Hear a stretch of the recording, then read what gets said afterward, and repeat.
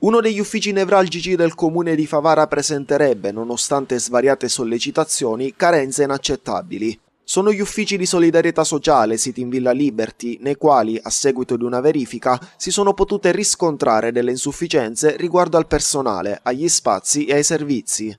Una situazione denunciata dal consigliere comunale Laura Mossuto, messa in luce dalla commissione partecipazione, di cui ne è presidente, che aveva constatato difficoltà di assistenti sociali e dipendenti degli uffici in questione, oberati di lavoro si legge, privi di spazi e di adeguato supporto.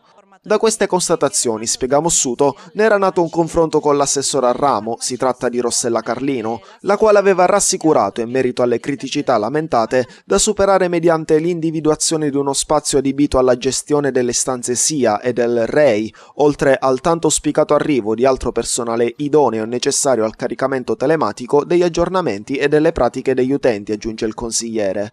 Parliamo di oltre 1000 utenti, nostri concittadini.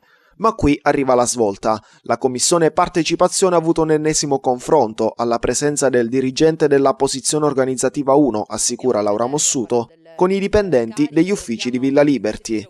Nulla di quanto riferito dall'assessore, afferma la presidente della commissione partecipazione, era accaduto. Nessuno spazio per il caricamento delle pratiche, nessun PC ed il personale in forza è a tutt'oggi sprovvisto di preparazione e mezzi persino per svolgere il lavoro di caricamento delle pratiche.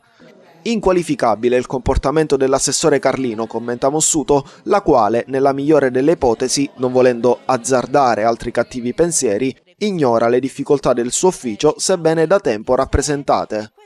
Per quanto riguarda i progetti collegati al progetto 2014-2020 PON Inclusione, per un importo di oltre 2 milioni e mezzo di euro, la consigliera d'opposizione chiede quali siano quelli già avviati e come mai Favara, malgrado il numero di stanze e le rassicurazioni di diversi mesi fa dell'amministrazione, sia l'unico comune del distretto sociosanitario di Uno a non avere all'interno del gruppo di lavoro costituito alcun rappresentante né dipendente. Con evidente risparmio per le casse comunali, aggiunge la consigliera. Insomma, pare che il tema della solidarietà sociale a Favara lascia alquanto a desiderare, almeno secondo il quadro tracciato da Mossuto.